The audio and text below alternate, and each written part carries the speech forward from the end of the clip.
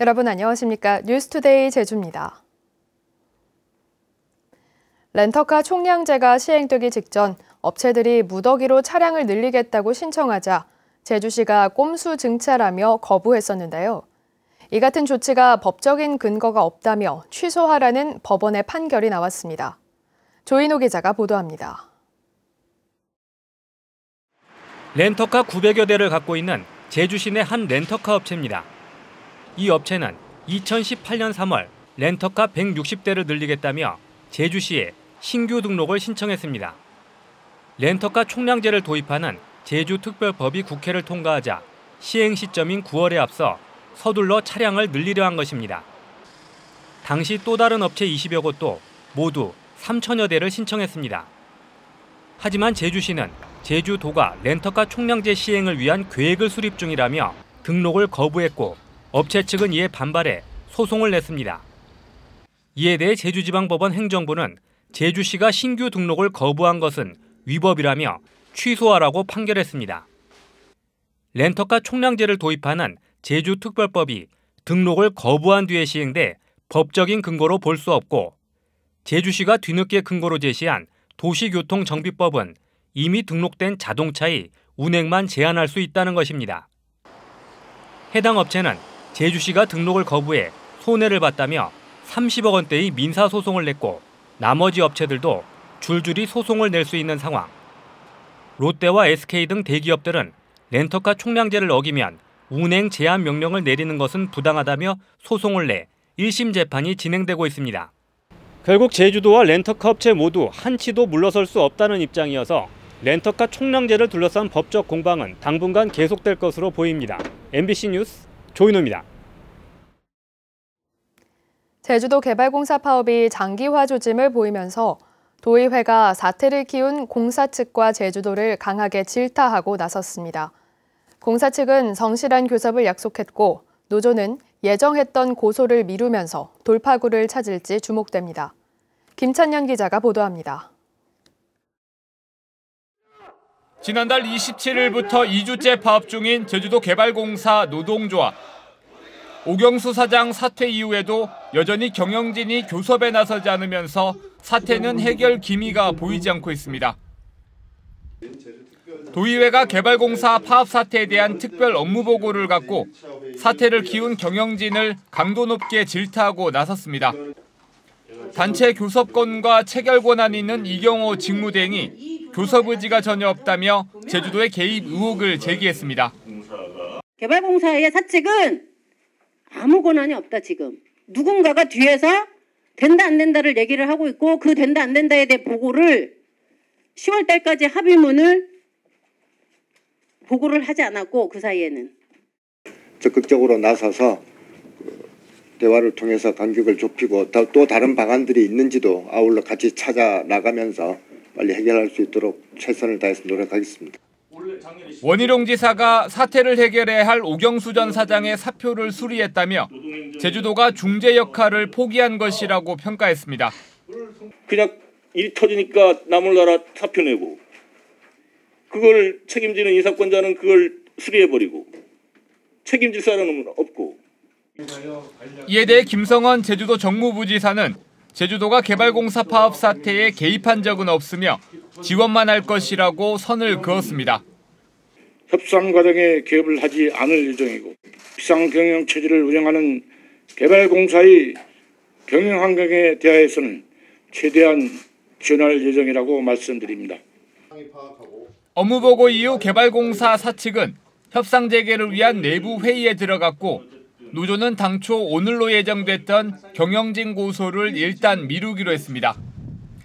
도의회가 금주 중에 교섭을 성실히 이행하겠다는 개발공사 노사 합의문을 발표하도록 주문한 가운데 파업 사태 해결을 위한 실마리를 찾을 수 있을지 주목됩니다. MBC 뉴스 김찬년입니다. 제주환경운동연합은 한국토지주택공사의 동부공원 주택개발 사업을 전면 재검토하라고 요구했습니다. 이들은 해당 사업의 전략 환경 영향 평가를 검토한 결과 제주도의 미분양 주택이 급증하고 주택 보급률이 높은 상황에서 대규모 주택 보급이 필요하지 않고 생활 쓰레기와 하수 처리 대책이 부실한 데다 미세먼지 등 대기 환경 조사도 미흡하다며 도서관과 체육센터 등 생활형 SOC 사업으로 전환하라고 요구했습니다.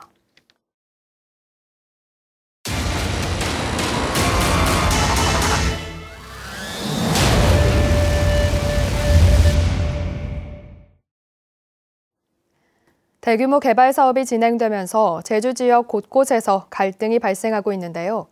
행정은 중립을 지킨다는 명분 아래 수수방관하기 일쑤죠. 하지만 갈등으로 인해 더 큰 사회적 비용이 발생하면서 지자체들이 갈등 전담 부서를 만들어 적극적인 중재에 나서고 있습니다. 박주연 기자가 보도합니다. 3.1운동 독립선언서를 외신에 처음 보도한 엘버트 테일러가 살던 집입니다.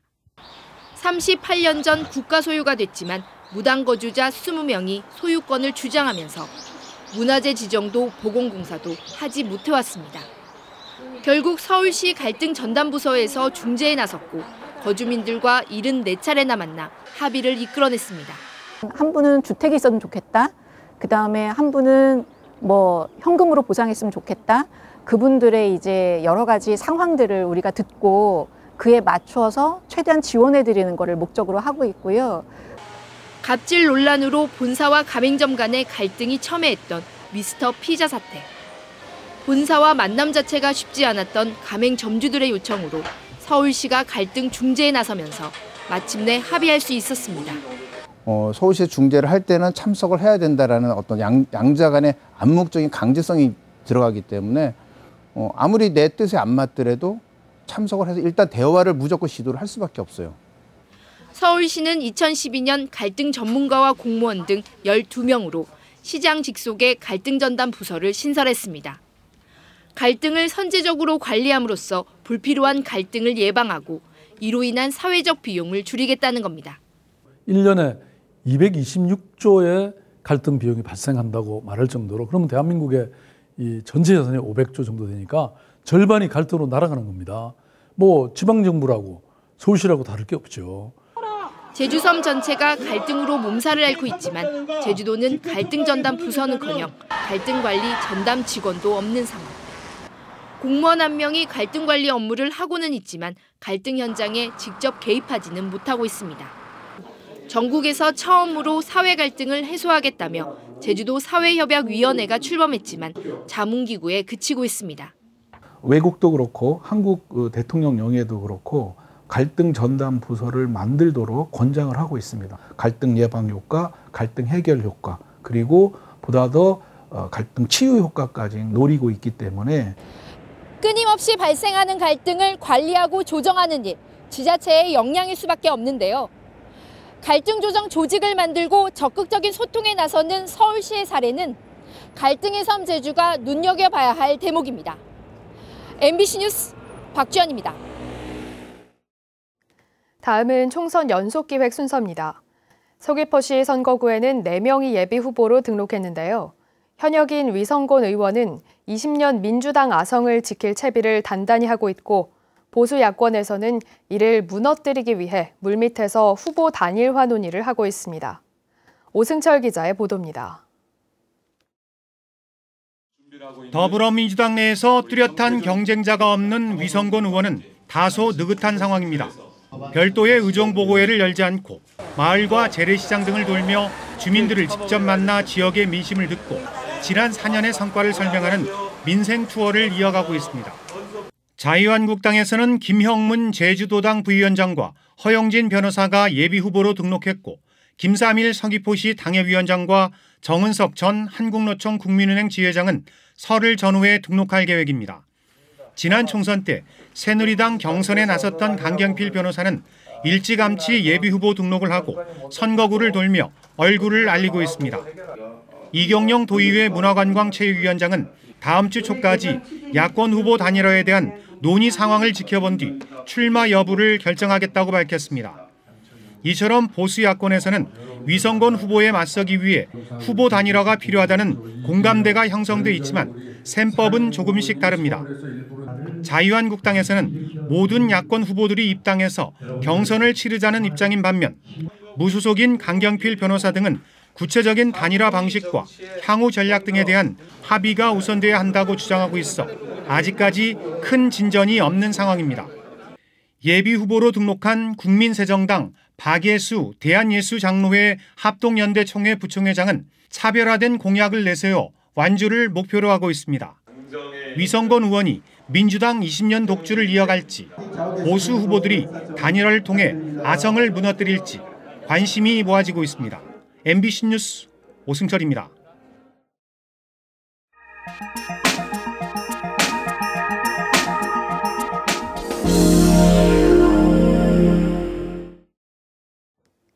강원도 양구의 한 시골 초등학교에서 특별한 졸업식이 열렸습니다. 졸업생 3명의 출판 기념회를 겸한 건데요. 졸업생들은 독서 모임을 통해 작년 1년 동안 무려 300쪽이 넘는 세계사 이야기를 책으로 펴냈습니다. 춘천 박병근 기자가 보도합니다. 전교생이 30명에 불과한 작은 초등학교에서 특별한 졸업식이 준비되고 있습니다. 졸업생과 재학생들이 땀과 정성을 다해 만든 책 DMZ 아이들의 세계사 이야기를 설레는 마음으로 받아들었습니다. 지난 1년 동안 선사시대부터 중세 유럽, 근대사에 이르기까지 읽고 쓰고 그리기를 거듭한 끝에 자신의 이름이 새겨진 책을 만들 수 있었습니다. 그림을 그리고 이거 책을 만드는 과정에서 제 꿈을 찾아갈 수 있어서 좋았어요. 전학 와서 애들 한 만큼 하는 건 힘들었는데 그래도 다 하고 나니까 뿌듯했어요. 무려 300쪽이 넘는 책이 나오기까지 양구 지역 중고교 학생 등 주변의 도움도 컸습니다. 외고 누나들이랑 중학교 누나들이 이렇게 준비를 잘 해와서 더 편하게 글쓰기에 임할 수 있었고, 졸업식에서는 책을 펴내기까지 애쓴 학생 18명에게 도서 전달식이 있었고, 이웃 어르신과 지역 유지들은 이들의 노고에 아낌없는 갈채를 보냈습니다. 단순히 시상하다 끝나는 자리가 아닌 자부심과 자긍심을 안기는 뜻깊은 졸업식이 됐습니다. 중학교, 고등학교와 연계해서 저희가 지역사회와 함께하는 그런 독서 모임을 통해서 저희 학교가 다시금 활력을 갖고 폐교 위기에 있지만 지역 공동체의 뜻과 힘이 모이면 작은 학교도 성공할 수 있다는 자신감도 생겼습니다. 정성껏 준비한 세계사 이야기가 책으로 나오면서 졸업생들은 평생 잊지 못할 소중한 추억을 간직하게 됐습니다. MBC 뉴스 박병은입니다.